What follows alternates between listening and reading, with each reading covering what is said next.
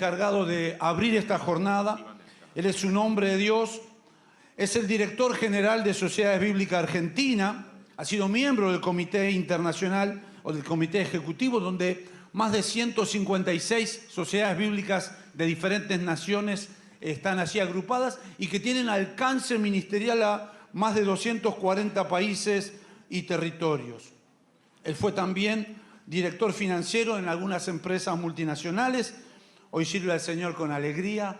Está casado con Annelies, creo que así se menciona, y es padre de Federico y Alan, y pastor de la Iglesia Bautista Misionera en la ciudad de Quilmes. Tenemos hoy el placer de tener a este varón del Señor con nosotros. Quiero presentarle ya nomás a Rubén del Re. Vamos a darle un aplauso al Señor por el regalo que nos da de tener a el lujo que tenemos de tener a este varón esta mañana.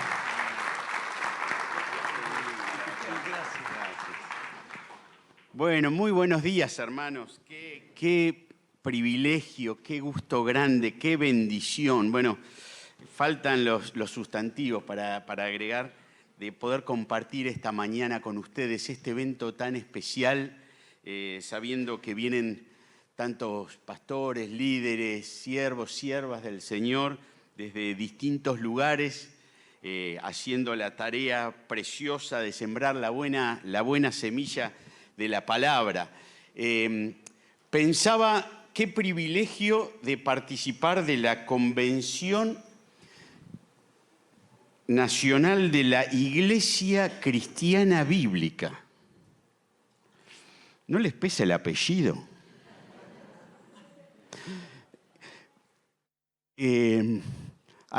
Nosotros estamos en la Iglesia Bautista Misionera y hace un mes, también nos pesa el apellido, y hace un mes vino un hermano justamente a recordarnos nuestro apellido de misionera.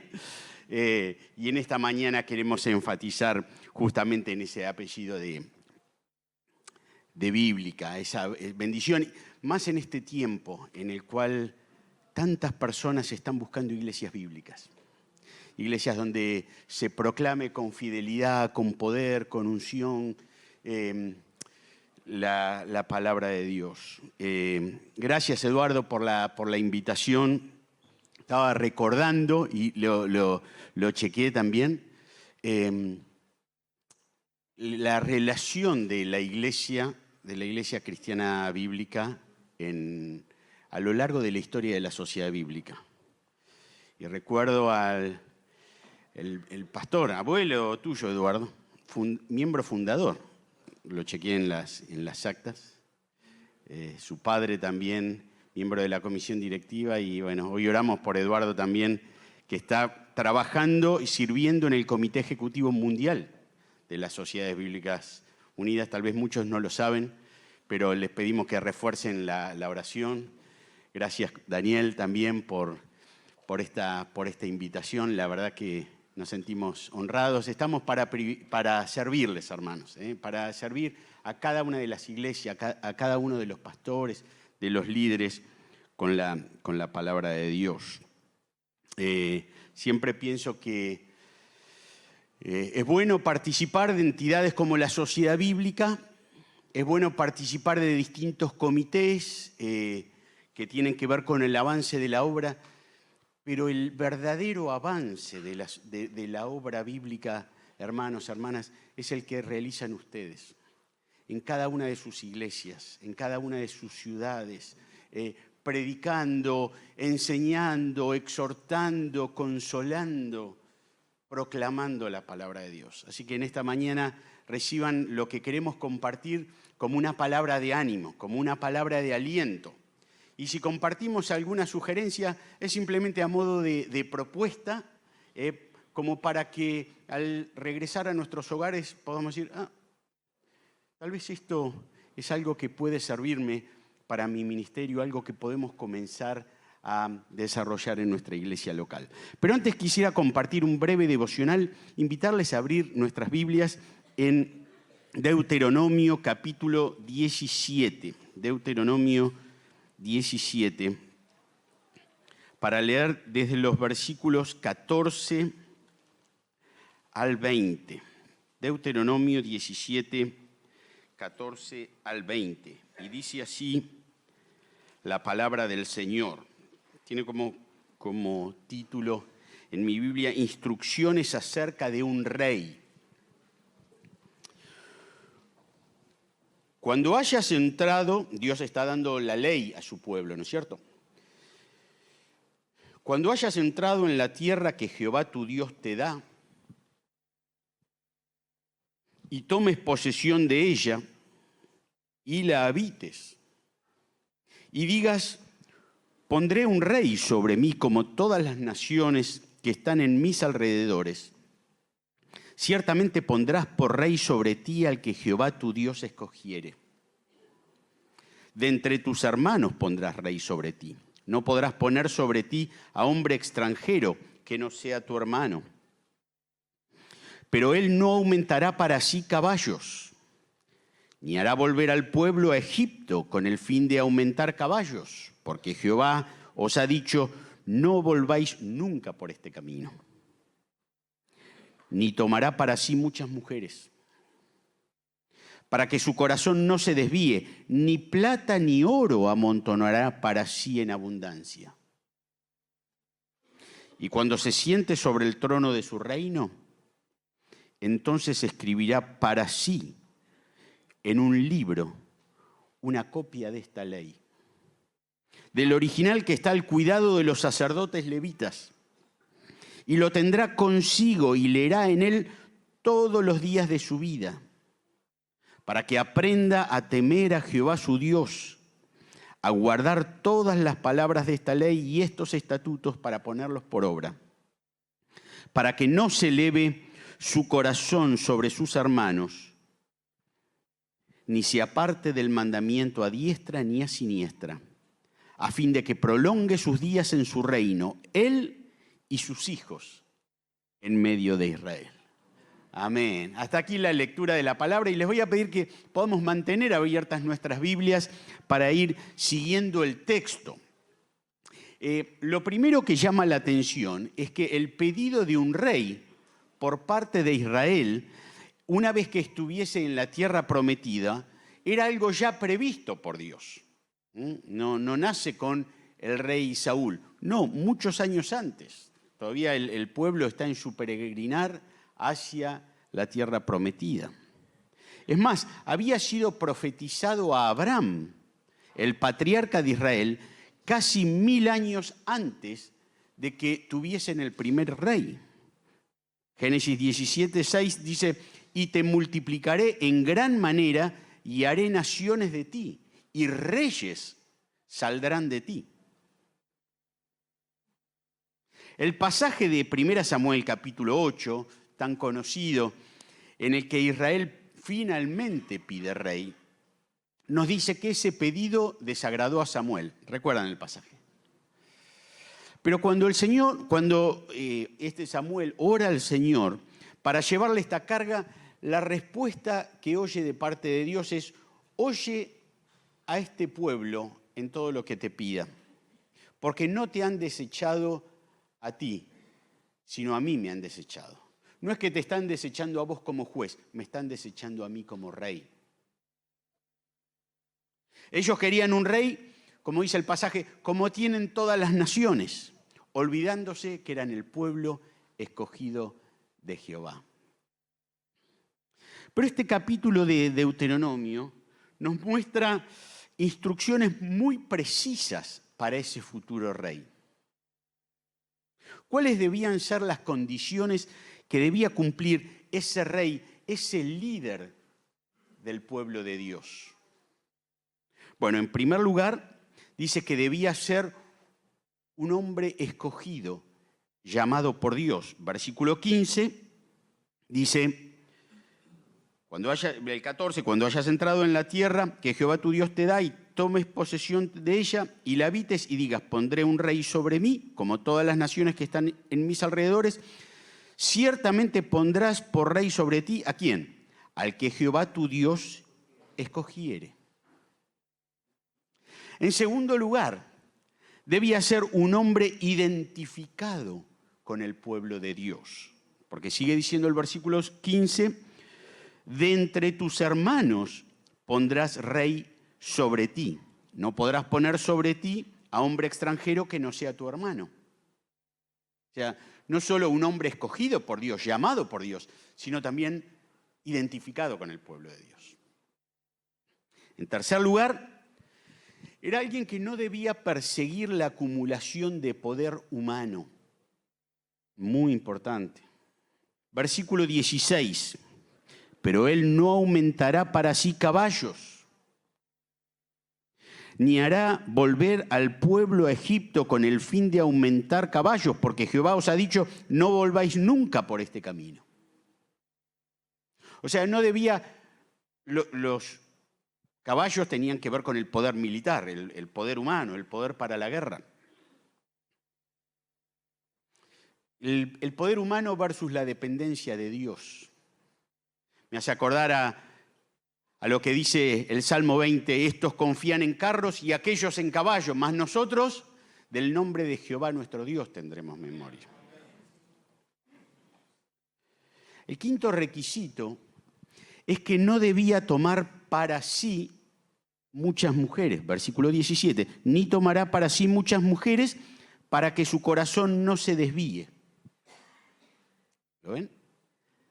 Y finalmente, no amontonará para sí plata ni oro en abundancia. Final del 17, ni plata ni oro amontonará para sí en abundancia. Así que algunas observaciones que saltan así rápido del pasaje. Lo primero que llama la atención es la presencia del problema de las 3 P. Poder, polleras y plata. ¿Está acá? ¿Lo vieron?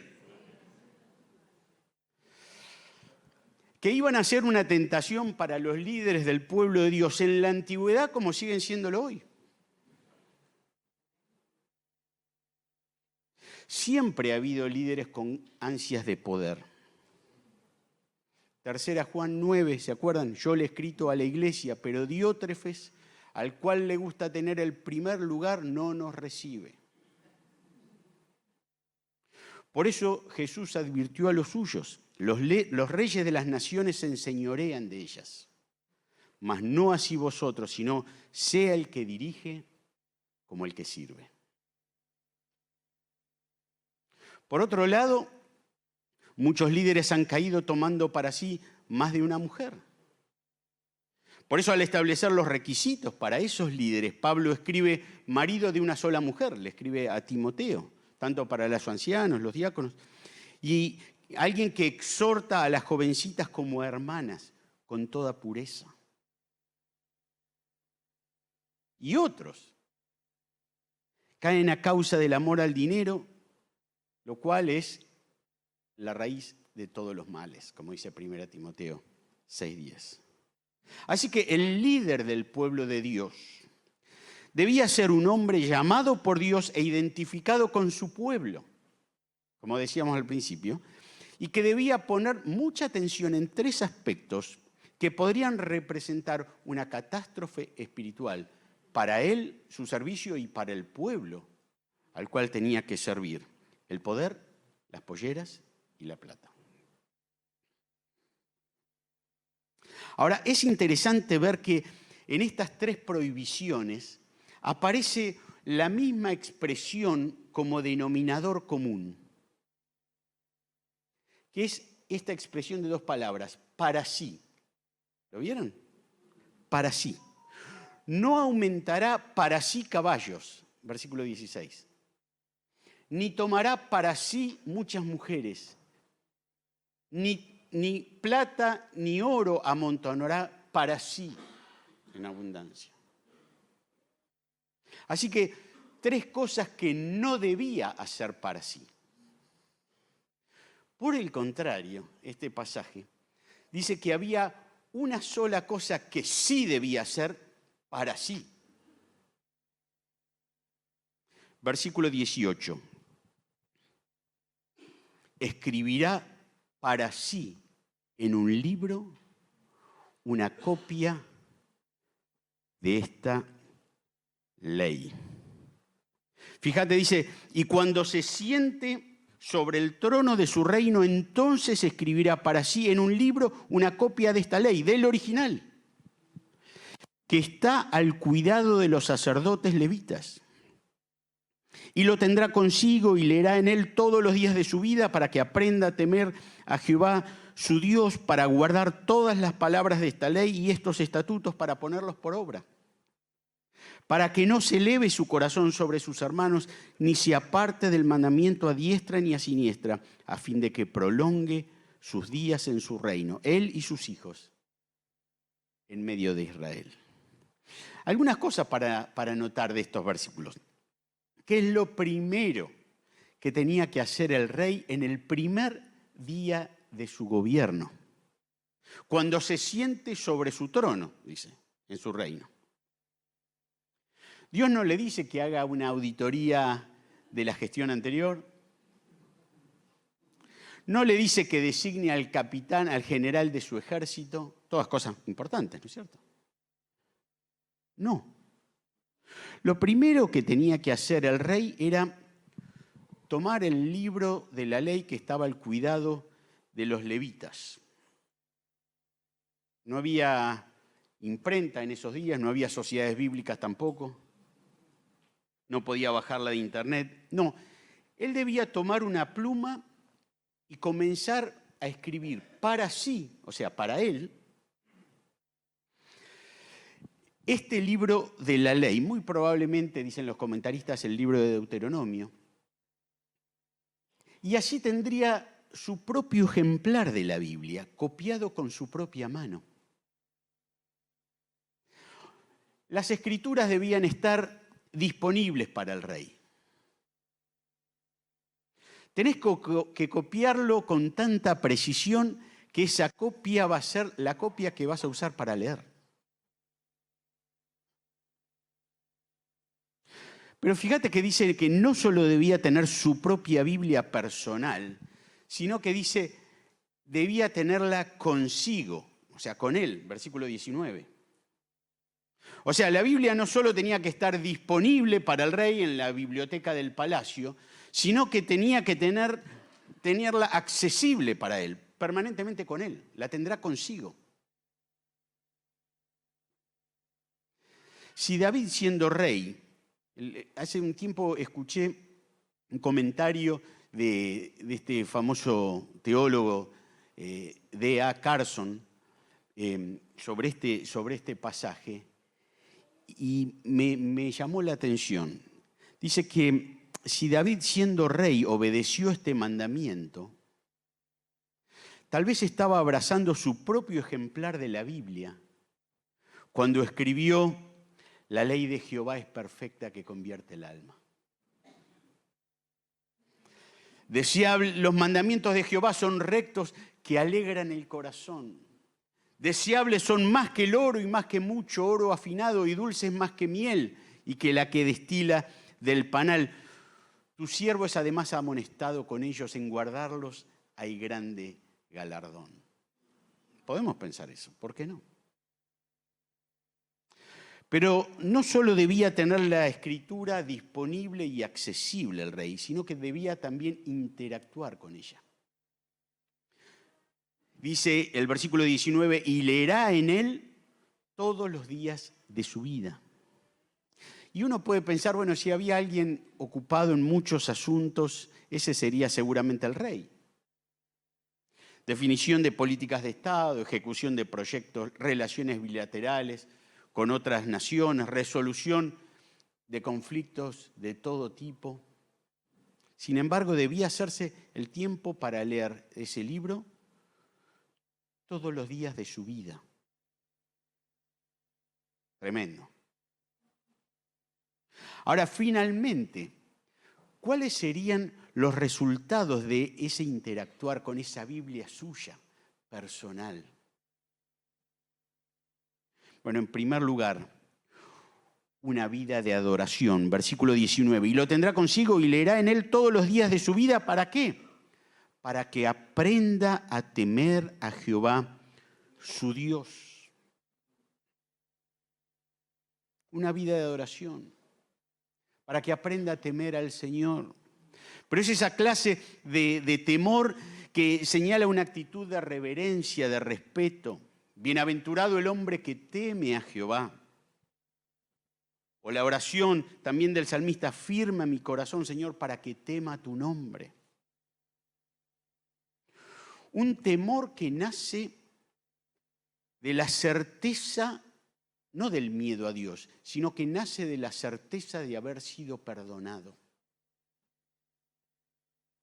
Como dice el Salmo 134, pero en ti hay perdón para que seas temido. Tremendo, ¿eh? En ti hay perdón para que seas temido. Esa clase de temor. Un temor que se manifiesta en la vida práctica. Como dice ahí en Levítico 19, y delante del ciego no pondrás tropiezo, sino que tendrás temor de tu Dios. O sea, efectos prácticos del temor de Dios en la vida diaria. Es esa clase de temor que nos lleva a reconocer la santidad de Dios, pero también nos impulsa a imitarle, como dice 2 Corintios 7:1, perfeccionando la santidad en el temor de Dios. Es ese temor que nos lleva a reconocer el amor de Dios por los suyos, pero nos impulsa a imitarle en esto también. Someteos unos a otros en el temor del Señor.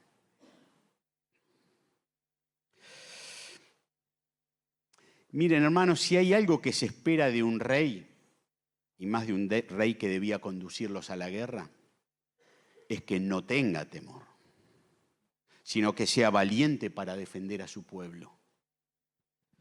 Pero era esa ley de Jehová copiada de su propia mano la que le iba a recordar que el ángel de Jehová acampa alrededor ¿de quién? De los que le temen y los defiende. En segundo lugar, lo que encontramos es una vida de obediencia. Dice, para guardar las palabras de esta ley y estos estatutos, para ponerlos por obra. Lo tercero que encontramos es una vida de humildad, para que no se eleve su corazón sobre sus hermanos. ¿Lo ves? Ahí en el versículo 20. El cuarto efecto de este interactuar con la palabra iba a ser una vida de fidelidad.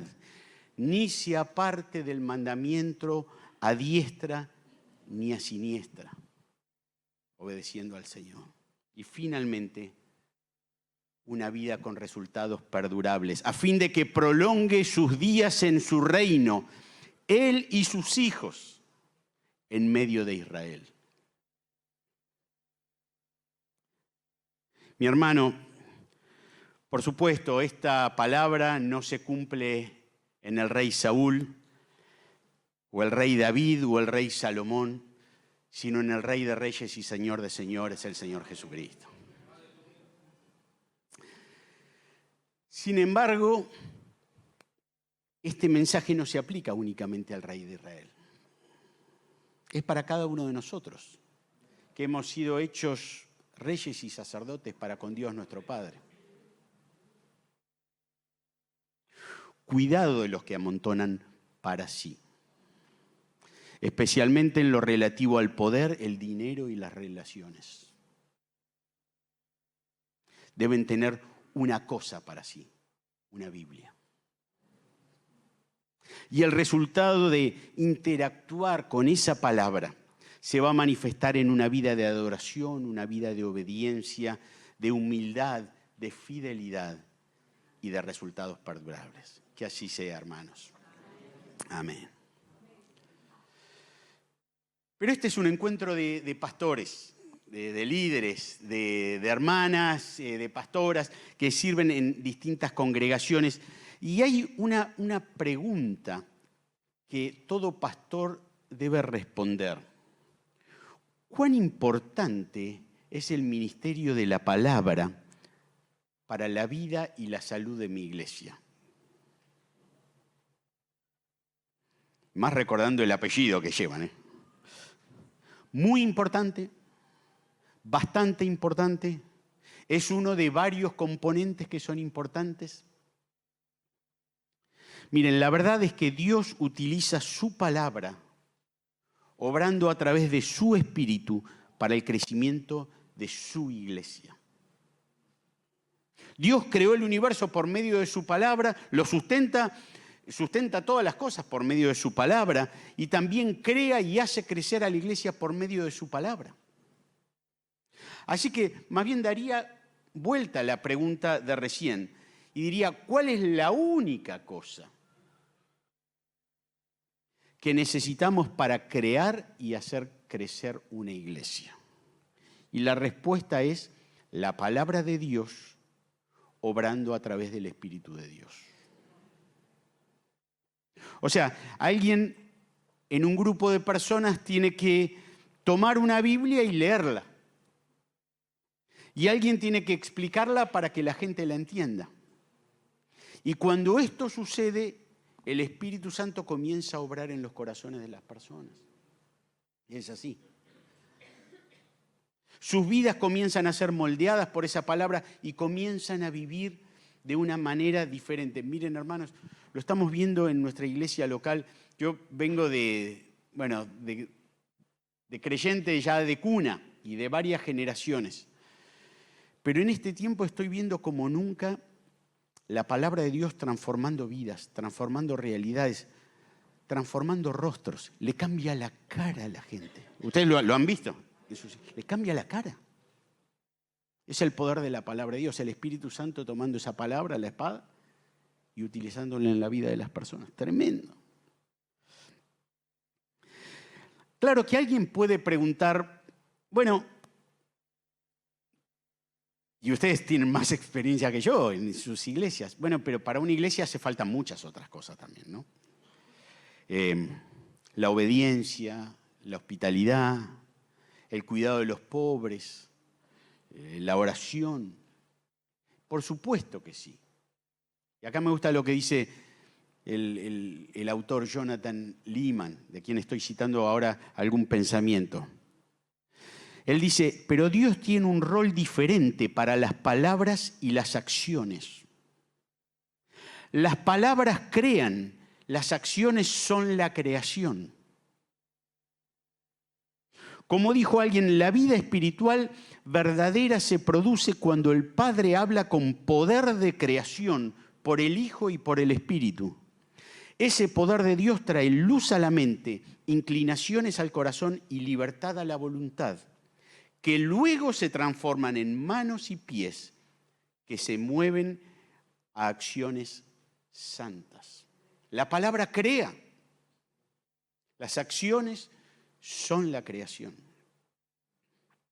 Y hermanos, yo siento, hablando en general y viendo la situación de las iglesias en Argentina y viendo la tremenda bendición que el Señor nos ha dado en este tiempo, pero también los desafíos que enfrentamos en esta época, si hay algo que necesitamos recuperar es la fe en la palabra de Dios. Fe en la palabra de Dios. No solo la fe en que lo que nos enseña la palabra es cierto, sí, por supuesto, eso es fundamental, sino fe en el poder de la palabra de Dios para hacer cosas. Dios no solo revela información a través de su palabra, claro que sí, Él se da a conocer a través de su palabra, pero Dios también actúa por medio de su palabra, por medio de su espíritu. Hace cosas. Y cito de nuevo a este autor, Leeman, dice, hoy como en tiempos de Ezequiel, profetizamos frente a un valle de huesos secos, sin vida. El poder de la palabra de Dios es una proposición de fe. Se necesita fe para creer que palabras invisibles y el espíritu invisible pueden dar vida a un valle de huesos secos. Se necesita fe. En comparación, no hace falta nada de fe para creer en el poder de la belleza, la inteligencia, la fuerza, el estilo, el humor, nuestras propias producciones, digamos. No hace falta mucha fe. Esas cualidades son atractivas y literalmente podemos verlas atraer una multitud. Podemos verlas construir una, entre comillas, una iglesia. Pero fe en el poder de la palabra de Dios es una proposición de fe. Es hablarle a un valle de huesos secos. Solo el Espíritu puede dar vida. Es así. Mi hermano, y con esto quiero darte un mensaje liberador. Dependemos del poder de la palabra de Dios. No de nuestras propias capacidades inventivas, creatividad, dones naturales. Sí, todo eso es parte de la bendición de Dios que el Señor da a la iglesia y con el cual te equipa para el ministerio. Pero es la palabra, es la espada del Espíritu. Por eso nuestras iglesias deben centrarse en la palabra de Dios. Entonces, la pregunta, y acá queremos compartir algunas sugerencias prácticas. ¿Cómo podemos asegurarnos de que la Biblia está en el centro de la vida y la misión de nuestros ministerios y nuestras iglesias? Eso es lo que quisiéramos responder ahora. Bueno, desde la sociedad bíblica hay 3 convicciones centrales que sostienen todo lo que voy a compartirles. En primer lugar, la convicción de que las Escrituras, la Biblia, deben estar en el centro de la vida y la misión de la iglesia. Nosotros tenemos esa convicción, pero la iglesia cristiana bíblica más. ¿No es cierto? La segunda convicción es que Cristo es el centro de las Escrituras. Las Escrituras dan testimonio de mí, dijo el Señor, ¿no? Y ahí cuando se aparece a los suyos resucitados, bueno, les abrió el entendimiento para que comprendiesen las Escrituras. Todo el Antiguo Testamento, diciendo, bueno, todo el Antiguo Testamento habla de Cristo.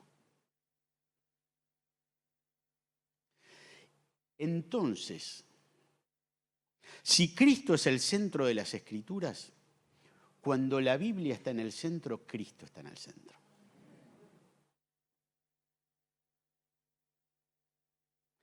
En este tiempo de tanta confusión, como les decía, hay tanta gente buscando iglesias donde prediquen la Biblia, donde enseñen la Biblia. Yo vengo del conurbano y hay mucha necesidad en esos lugares. Tal vez aquí hay otros pastores del conurbano sirviendo y podrán estar de acuerdo conmigo en eso. Pero en esta mañana no vengo a enseñarles a ustedes cómo hacer el ministerio pastoral. Más bien, ustedes podrían enseñarme mucho a mí. Simplemente quiero compartir algunas propuestas, algunas ideas, algunas inquietudes, a fin de manifestar, de mostrar, de evidenciar a todos de que la Biblia está en el centro de nuestros ministerios, que la Biblia está en el centro de nuestras congregaciones. Voy a mencionar 7 propuestas. Tal vez ustedes sentados ya se les ocurren muchas más. Podría haber 10, podría haber 15, 20. Después voy a mencionar algunas fuera de estas 7 también. ¿Cómo podemos evidenciar que la palabra de Dios está en el centro? En primer lugar, cada uno de estos podría ser un sermón de 1 hora, así que yo simplemente digo el título y un pequeño desarrollo. En primer lugar, apartar un tiempo en todos nuestros cultos para la lectura pública de las Escrituras, que se escuche la voz de Dios. Pero no simplemente la lectura de corrido, sino la lectura intensa, solemne, poderosa, como un heraldo proclamando la palabra de Dios frente al pueblo de Dios.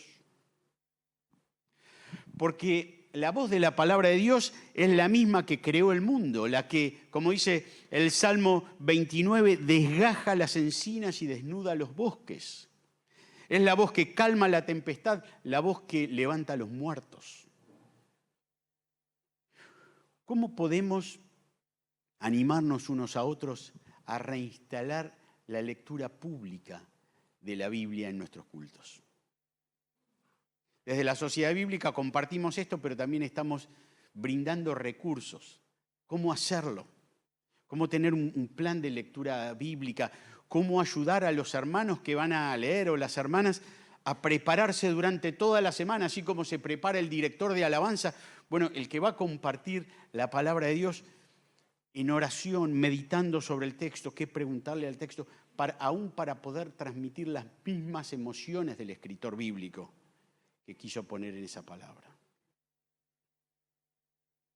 En segundo lugar, hablamos de promover la predicación expositiva de la Biblia. Pero cuando hablamos de expositiva no nos estamos refiriendo a un método homilético, aunque es muy bueno, ustedes conocen el punto de la centralidad, la importancia de la predicación expositiva, que lo que dice es que el punto central del texto debe ser el punto central del sermón. Muy bueno. Pero usamos otros métodos también, métodos temáticos, para instruir a la congregación. Pero lo que queremos resaltar es esto, no tanto el método homilético, sino el principio teológico. Dejar hablar más a la palabra de Dios, que es la espada del Espíritu. Escondernos detrás del texto. Y esto pensando principalmente en los hermanos más sencillos. A veces, compartiendo esto de predicación expositiva, ha tenido muy mala prensa entre los pastores y a veces con razón. Uno piensa que tiene que salir con el griego, con el hebreo y algo muy erudito. No, al contrario. Pensando en los hermanos más sencillos para ayudarles a entender el texto, entender lo que dice. Como escribió John Stott hace muchos años, cuanto menos se interponga el predicador entre el texto y la audiencia, mejor. Tremendo. Bueno. ¿Por qué? Porque, como dice el Salmo 119, 130, la exposición de tus palabras alumbra, hace entender a los simples. Justamente son los hermanos más sencillos quienes necesitan este tipo de predicación, entender. En tercer lugar, hablamos de fomentar la memorización bíblica. A veces pensamos en la memorización como una actividad simple para los niños de la escuela dominical. Pero no, acá lo que estamos diciendo es, sí, sigamos con la memorización en la escuela dominical, pero la propuesta es que se convierta en una disciplina espiritual para todas las edades. Esto como Dios le decía a Josué, nunca se apartará de tu boca este libro de la ley, sino que de día y de noche meditarás en él. O como dice ahí Colosenses, que la palabra de Cristo more en abundancia entre vosotros, ¿no? Esto del hablando entre vosotros con salmos. ¿Cómo se habla con salmos? Están los salmos en la mente y en la boca, ¿no? Corazones, mentes y bocas llenas de la palabra del Señor. Por supuesto, no hay un mandamiento bíblico de memorizar, el mandamiento es meditar. Y la memorización es el paso necesario justamente para la meditación. Miren, nosotros hemos retomado una linda actividad en la iglesia local, y lo cuento simplemente a modo de testimonio porque alguno dice, me gustó la idea. Comenzamos a memorizar la palabra en los cultos. Ahí tenemos la escuela dominical más temprano y después tenemos el culto general. Y ahí antes de empezar el culto general, el tiempo de alabanza, tenemos el tiempo de memorización. Es una bendición. Y hoy en día la tecnología nos ayuda porque podemos poner un PowerPoint, ustedes pueden ser mucho más creativos que yo, y van desapareciendo las palabras y las frases, pero además es una actividad que integra, porque participan los niños también, pero participan los abuelos. y las hermanas y los hermanos, y aún la persona nueva puede llevarse ese texto en la cabeza. Y tal vez muchos hermanos que no van a recordar mucho de lo que se dijo en el sermón, pero ese texto se lo van a llevar.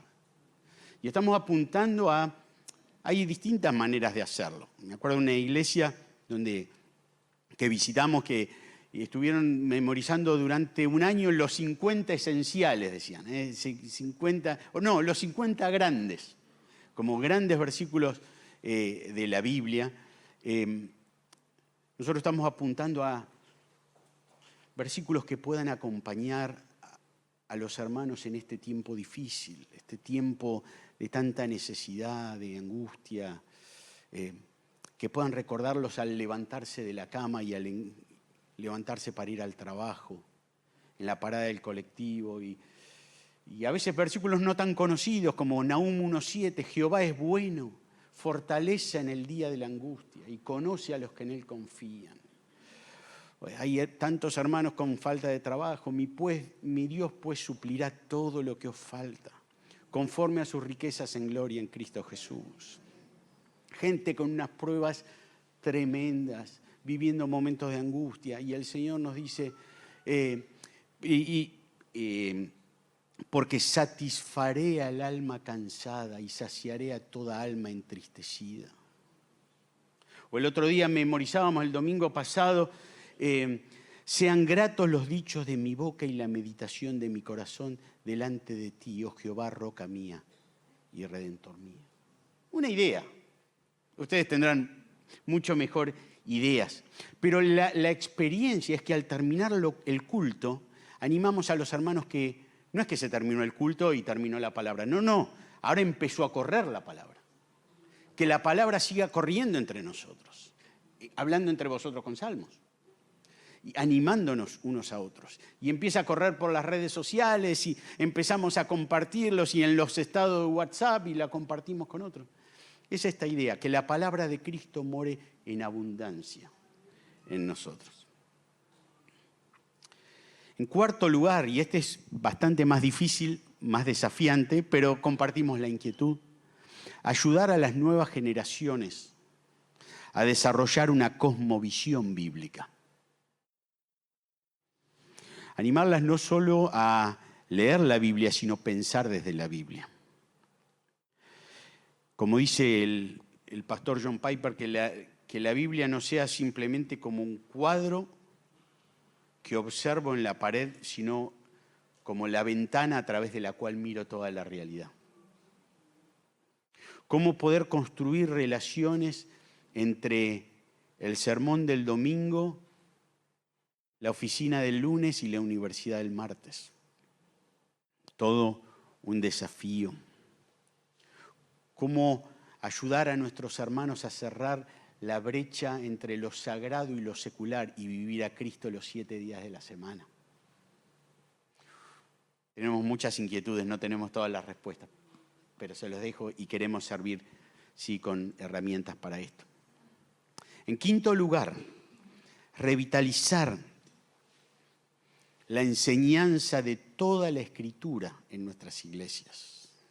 Una de las cosas que ha ocurrido en muchas congregaciones es que se ha discontinuado, por ejemplo, prácticas como la escuela bíblica dominical, que bueno, a ver, el Nuevo Testamento no nos habla de que tiene que haber una escuela dominical, por supuesto, pero lamentablemente en muchos casos no se ha reemplazado con otros espacios de enseñanza de la palabra, ¿no es cierto? Ese es el punto.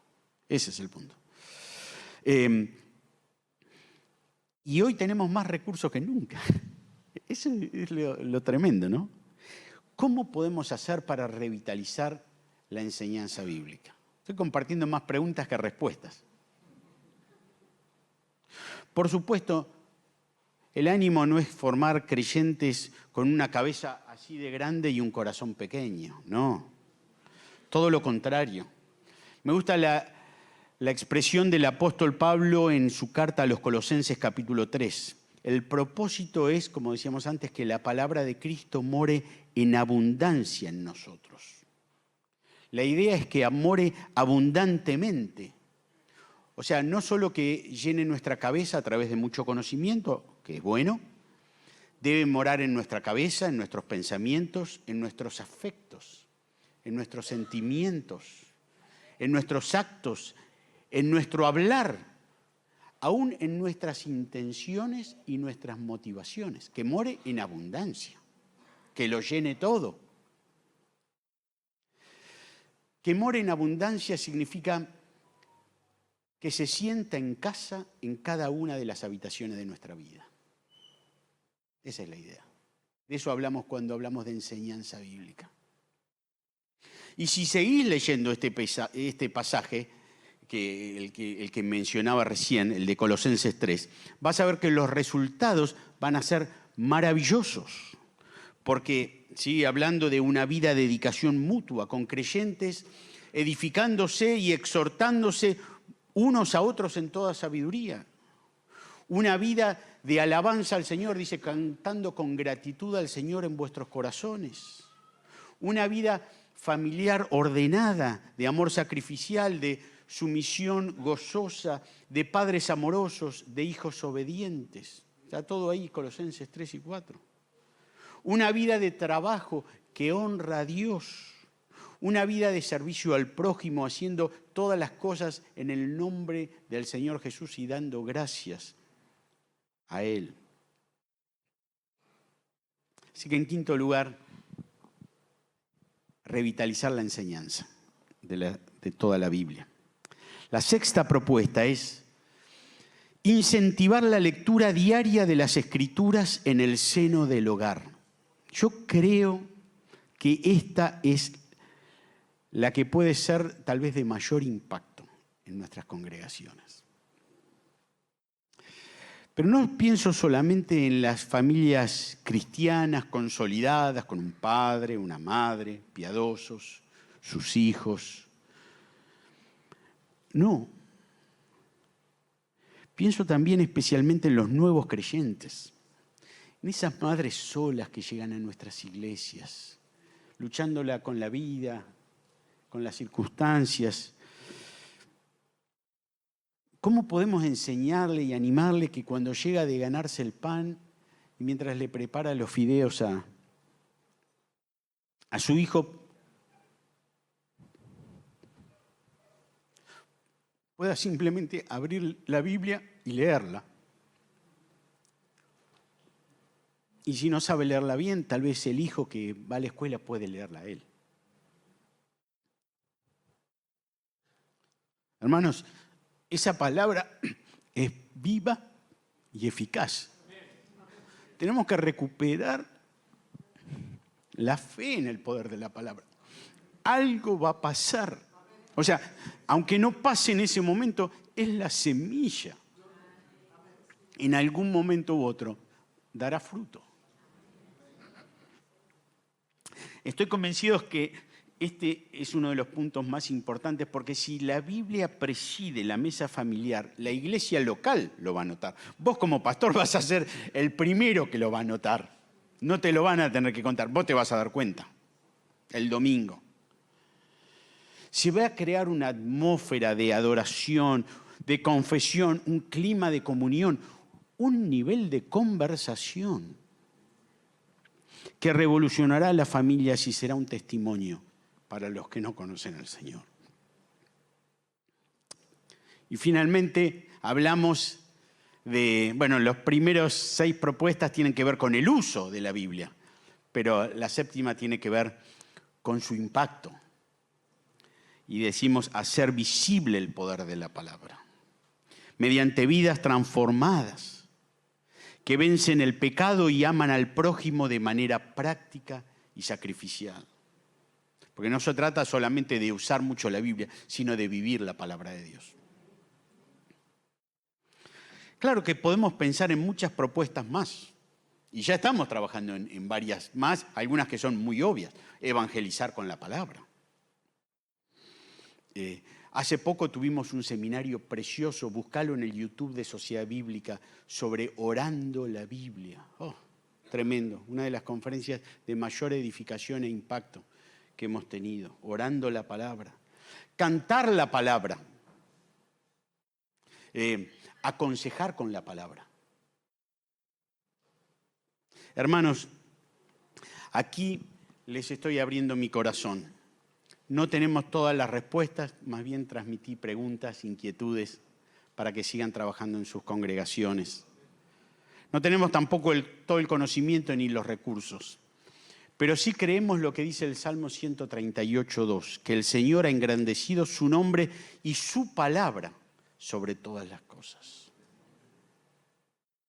Y queremos servirles con el propósito de ver una verdadera revolución bíblica en nuestro medio, porque no alcanza con poner la Biblia en las manos de la gente. Gloria a Dios por eso. Es nuestra tarea como sociedad bíblica, pero no alcanza con eso. Queremos ver personas que creen al Evangelio de Cristo a través de la Biblia. Cristianos que leen, viven y comparten la palabra de Dios y encuentran su deleite en ella. Hogares con Biblias abiertas como parte de la vida cotidiana en la mesa familiar. Iglesias que predican y enseñan fielmente las Escrituras y creen en su poder. Un espacio público donde la Biblia es acogida y recibida, respetada, y en el que los cristianos encarnan esos valores. Finalmente, anhelamos ver una nación, una Argentina, transformada por la palabra de Dios. Oramos al Señor. Señor, queremos darte gracias. Gracias por tu palabra, Señor.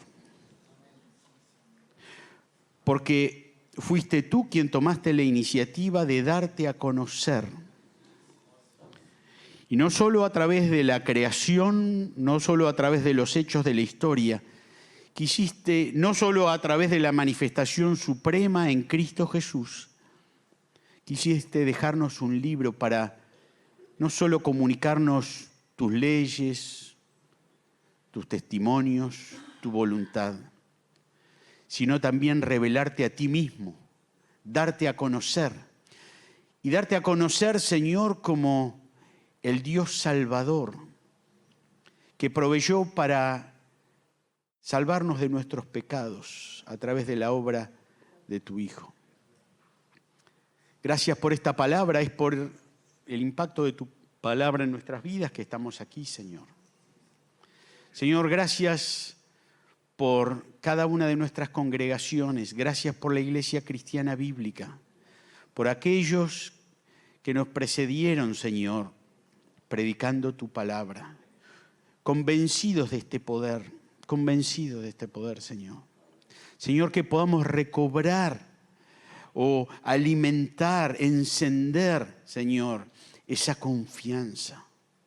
Señor, líbranos de confiar en nosotros mismos, en nuestros programas, en nuestra creatividad, en nuestros talentos, en nuestros presupuestos. Señor, que podamos confiar en ti. Señor, nuestra Argentina es un valle de huesos secos. Señor, damos tu palabra, confiados de que el Espíritu Santo es el que puede dar vida. Señor, que en este tiempo nuestras iglesias puedan ser revitalizadas, reencendidas por el poder de tu palabra y traigas a miles y miles y millones, Señor, a la fe salvadora en Cristo Jesús por el poder de esa palabra. Bendice el ministerio de cada uno de los hermanos, de las hermanas que están aquí. Bendice las iglesias representadas, Señor. Señor, tú conoces cada circunstancia. Provee todo lo necesario. Señor, que puedan irse de este lugar animados, revitalizados, Señor, desafiados. Señor, bendice todo este evento para la gloria de tu nombre y la bendición de tu pueblo. En el nombre de Jesús. Amén. Dios les bendiga, hermanos.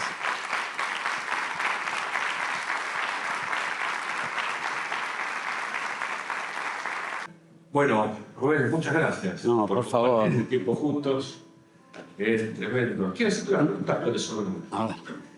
¿Qué ha hecho que vos, siendo un directivo financiero de una multinacional enorme en la Argentina, hayas dado este paso de fe y dedicarte a lo que es hoy sociedad bíblica, la distribución de la palabra de Dios, el tener un país tan fuerte, ¿qué te movilizó?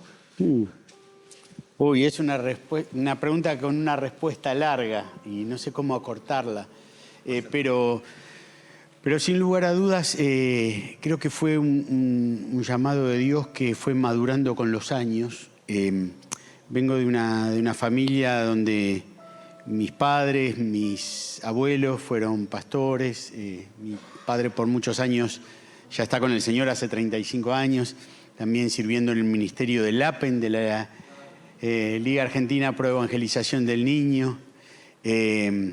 Mi bisabuelo por parte de mi mamá vino como misionero a Argentina, él de Australia, a principios del siglo pasado.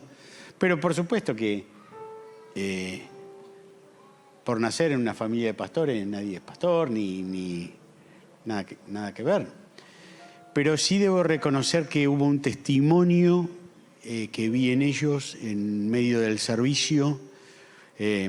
Un servicio como el de cada uno de ustedes, que no es fácil, que tiene sus pruebas, que tiene sus luchas, pero lo que pude ver es un gozo muy grande en el Señor, en el servicio.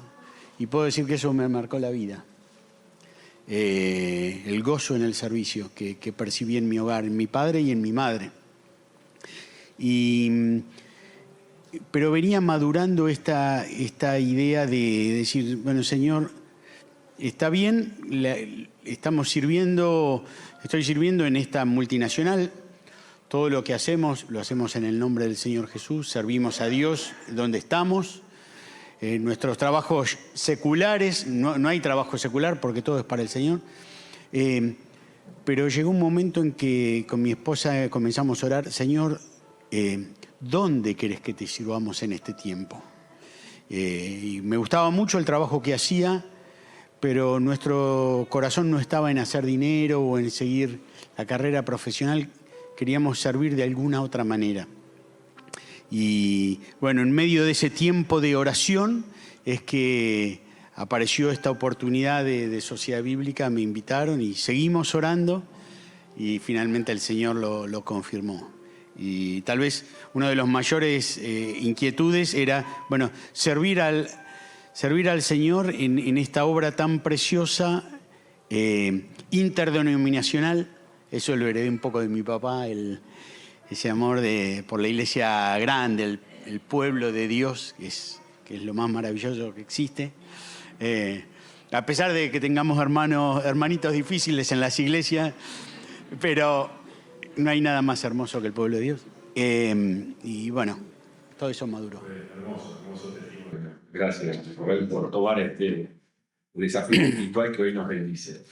Y nos has compartido mucho sobre la importancia de la palabra, que todos entendemos esto, y este espacio que tomamos es para ver cómo la aplicamos nosotros a nuestra congregación, a nuestro día a día, pero has dado tantos puntos muy buenos que quisiera comenzar por el por qué, más que por el cómo, ¿no? Entonces, tal vez la pregunta que te haría ahora es, dado que vos conocés muchísimas iglesias, conocés la comunidad evangélica, Sí.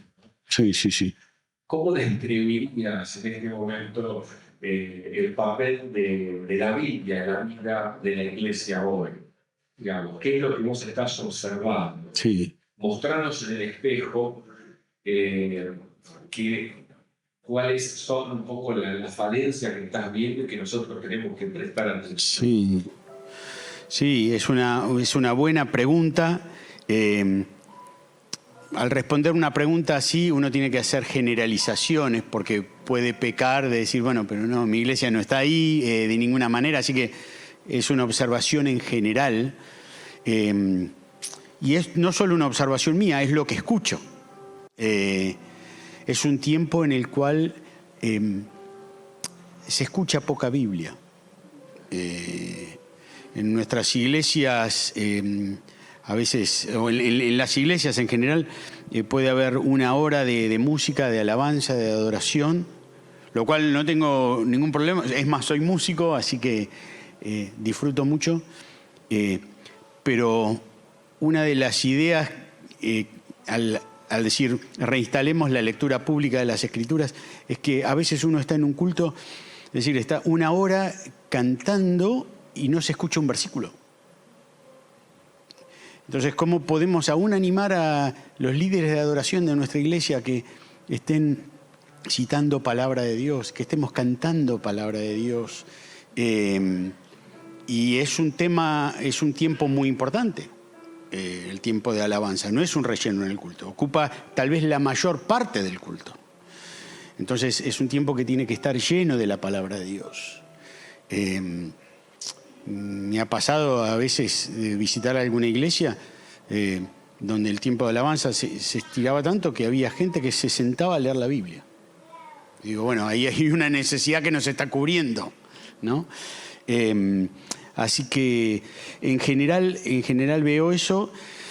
Después, mucha, en cuanto a la predicación, lo que se ve es mucha enseñanza más de autoayuda o predicación motivacional,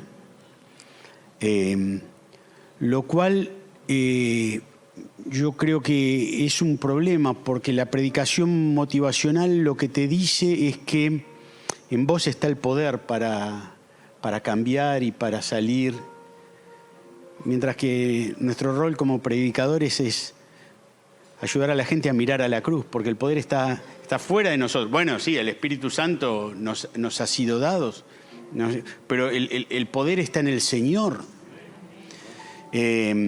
Entonces, creo que eso hace falta, porque si no podemos enfocarnos únicamente en predicar buenos consejos. Me acuerdo hace unos años cuando vino Tim Keller a Argentina, que estuvo en Argentina Oramos por Vos. Una de las cosas que él dijo es que el Evangelio no son buenos consejos, sino buenas noticias. Los consejos ponen cargas sobre la gente, las buenas noticias quitan cargas de la gente. Entonces, eso me dejó pensando mucho, sí. Bueno, sabes que me están llegando varios WhatsApp y me agradezco a los que me están haciendo preguntas. Tiene que ver tal vez con la situación actual de la iglesia, Sí. donde tenemos muchas generaciones juntas. Sí, sí.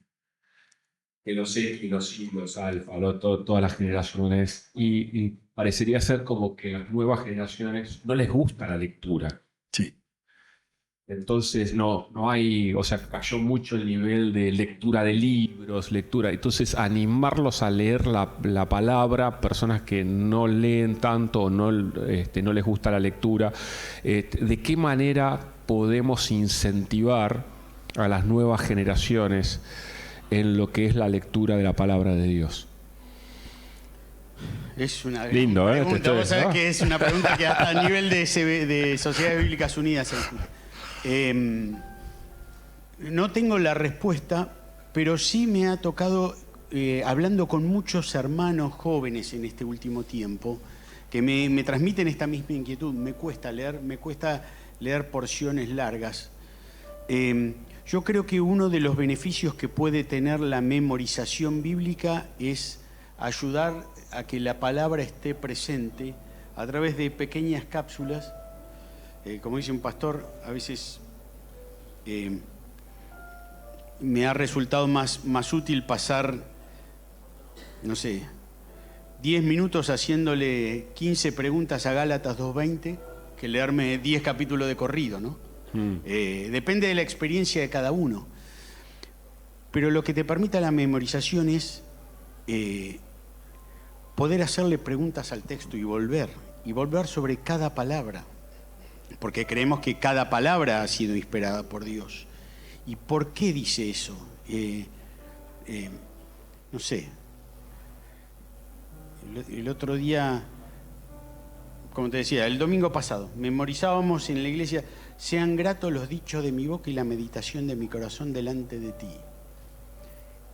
Oh Señor, roca mía y redentor mío. Dice un montón de cosas eso. Es una oración. Señor, que sean gratos. Nosotros pasamos gran parte del día hablando y la otra parte del día callando y meditando en nuestro corazón. Señor, que lo que diga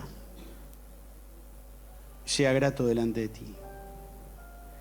Que lo que piense sea grato delante de ti. Me dice que, por ejemplo, que no hay momento del día que no estoy delante de ti. Coram Deo, como le llamaban los teólogos, ¿no? En la presencia de Dios. Que todo el tiempo estoy en la presencia de Dios. No tengo esos momentos para mí mismo. De alguna manera siempre estoy en la presencia de Dios. Aún en los momentos para mí mismo, Señor, que lo que esté meditando, que lo que esté pensando sea de tu agrado, sea para tu gloria. Pero no estamos frente... Digo, todas cosas que me dice ese versículo y que puedo seguir meditando. Pero no se trata de un Dios vigilante en actitud de juzgarme, sino dice, oh Señor, oh Jehová, roca mía y redentor mío, mi Salvador y en aquel en el cual me puedo apoyar. Digo, si esa palabra está en mi mente durante todo el día, puedo ser muy edificado aunque no haya leído una gran porción. Por supuesto que queremos que lean el contexto, que no tomemos textos fuera de contexto. Pero creo que puede ser una manera de ir sembrando el gustito. Mientras estás compartiendo esto, recibo varias preguntas relacionadas con herramientas para lograr esto. Por ejemplo, la audiobiblia, sí, las distintas versiones bíblicas que hoy hay, algún tipo de recomendación de versiones que se están usando ahora que son más actuales para ayudar a las nuevas generaciones, el efecto de la audiobiblia, el efecto de la Biblia en el celular, sí, digamos, ¿cómo recomendás la utilización de estas herramientas o qué opinión te generan? Bueno, la audiobiblia es una bendición. Venía escuchando audiobiblia, sin lugar a dudas. Pensemos que por muchísimas generaciones los cristianos no tenían una Biblia en sus manos. Así que la Biblia que conocían era principalmente por escucharla y en el seno de la iglesia, ¿no? Así que creo que es bueno poder escucharla en audio. Sin embargo, nada reemplaza la lectura personal, porque podemos volver una y otra vez al texto, y especialmente cuando lo hacemos en papel.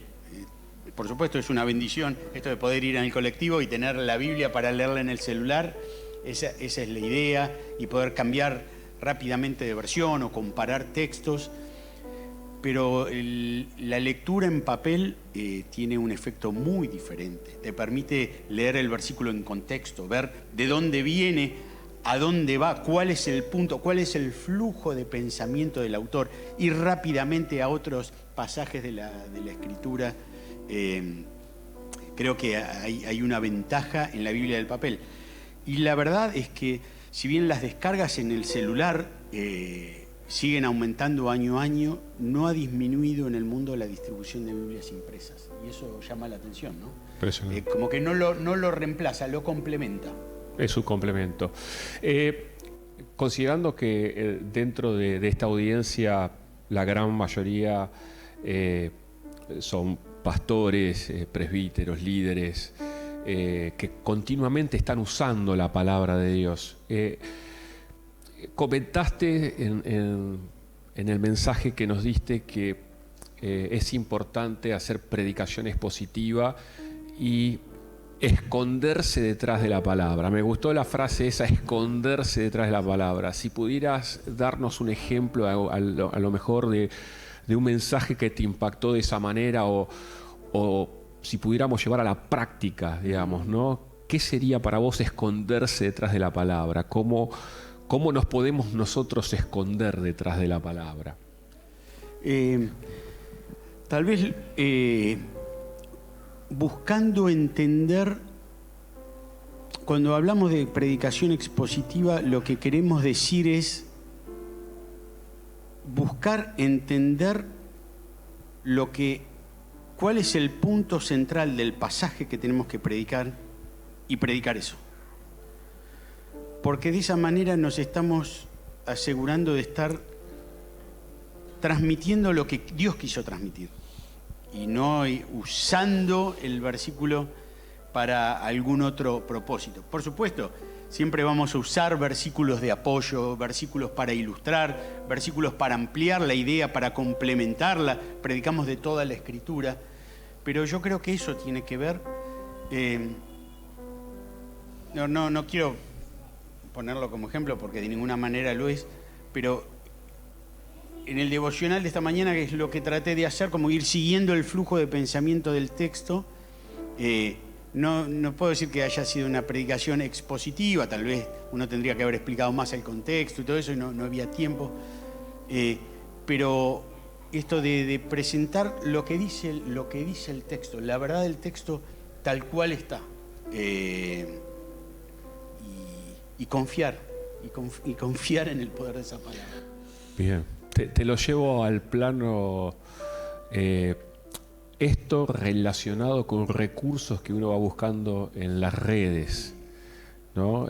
Para predicar muchas veces, tal vez uno usa distintas herramientas en redes sociales para buscar ejemplos y demás, y textos bíblicos, y también el uso actualmente de la inteligencia artificial. Sí. ¿Qué opinión te merece esta herramienta de la inteligencia artificial a la hora de exponer la palabra de Dios? ¿Es un complemento? ¿Podemos apoyarnos en esta herramienta? Son los momentos en que debemos recordarnos que Dios utiliza su palabra por medio de su Espíritu, pero esa palabra es transmitida a través de un siervo de Dios. Y esa palabra tiene que haber impactado primeramente en el mensajero del Señor. No es simplemente que transmitimos algo que leímos y lo compartimos. Puede haber cierto valor, cierto uso, a la gente le puede gustar, pero cuando ese hombre ha sido traspasado por la palabra, o esa mujer ha sido traspasada por la palabra, es algo que el impacto va a ser muy diferente. Entonces, la inteligencia artificial es una herramienta muy poderosa. Yo creo que puede ayudar para muchas cosas. Todavía se está trabajando. La realidad es que el otro día lo probé, por ejemplo. Prepará, no sé, un sermón de 2 Pedro, capítulo 1, versículos 3 al 10, de 3.000 palabras, que tenga un enfoque con tal tendencia teológica e incluyendo una ilustración. Y te lo hace. Listo, paremos todo, nos vamos. Te lo hace. Menos. Es algo tremendo. Pero eso reemplaza el tiempo de dependencia del Señor, diciendo, Señor, háblame primero a mí. O sea, es el poder de la palabra. Es el poder de la palabra, primero trabajando en uno mismo. O sea, sin lugar a dudas. Si no, a ver, podemos poner que lo predique directamente la inteligencia artificial. Le ponemos audio y ya está. Hay una iglesia que creo que lo... Claro. que ya lo hizo, creo en Inglaterra.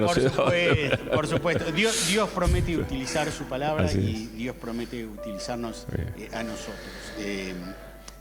Como leí hace un tiempo, la predicación siempre es multimedia, porque Dios utiliza a siervos y siervas que podemos oír, que podemos palpar, que podemos ver, hasta que podemos tocar, hasta oler. Así que es multisensorial. Dios utiliza a sus siervos para transmitir su palabra. Últimas 2 preguntas y ya nos vamos a tomar otro break. Anotando acá los 7 7 puntos, las 7 sugerencias que nos has dado: lectura pública de la palabra de Dios, promover las predicaciones positivas, memorización de la palabra, ayudar a las nuevas generaciones a desarrollar la cosmovisión bíblica, revitalizar la enseñanza de las Escrituras en la iglesia, incentivar la lectura diaria en el seno de la familia, hacer visible el poder de la palabra de Dios. Son tantos, nos tenemos que llevar uno a casa. Sí. ¿Cuál crees que de los 7 es el que apalanca al resto? ¿Cuál puedo decir, bueno, arranco por acá porque sé que a partir de ahí puedo empezar a trabajar el resto? Yo creo que en términos prácticos, por ejemplo, la memorización puede ser algo muy bueno porque puede participar toda la iglesia. Conecta y une generaciones. Y puede ser algo realmente muy lindo. Ahora, en términos de impacto, creo que no hay nada que va a tener mayor impacto, en mi opinión personal, como que la palabra esté presente en los hogares. Si la palabra está en la familia, como dije, esto se va a notar en la iglesia. Y ayudar a los hermanos va muy a contrapelo de nuestra cultura, de las tendencias actuales, pero especialmente al padre de familia, si es creyente, a abrir su Biblia y aunque sea a leerla, no tiene que hacer una predicación. Y aún pienso en estas hermanas recién convertidas que llegan solas a nuestras iglesias, que podrán decir, si el hijo es medio despierto, podrá decir, empezar a hacer preguntas a ese hijo. Y la hermana va a decir, y mira, no sé, hijo, vamos a pedirle al Espíritu Santo que nos ayude. O vamos a preguntarle al pastor el domingo.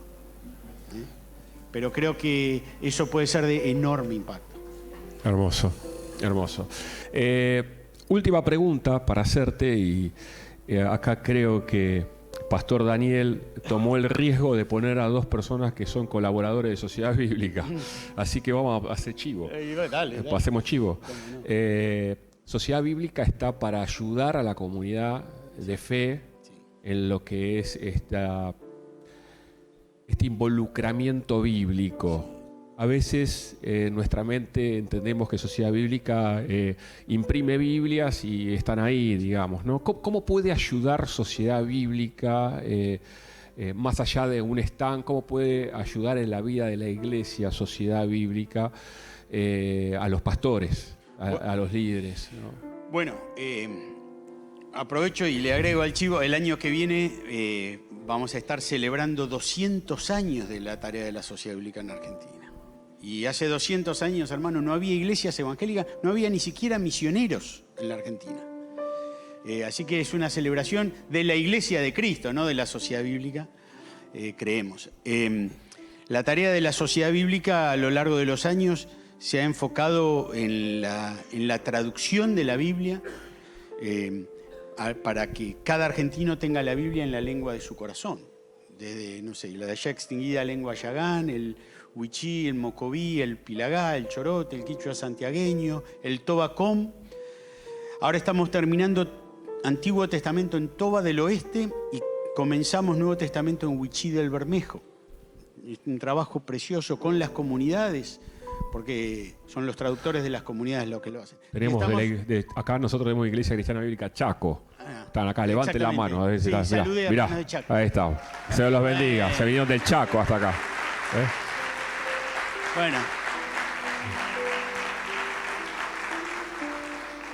Ese es como el epicentro, ¿no? Porque ahí hay muchas comunidades, en Chaco, en Formosa, en Salta.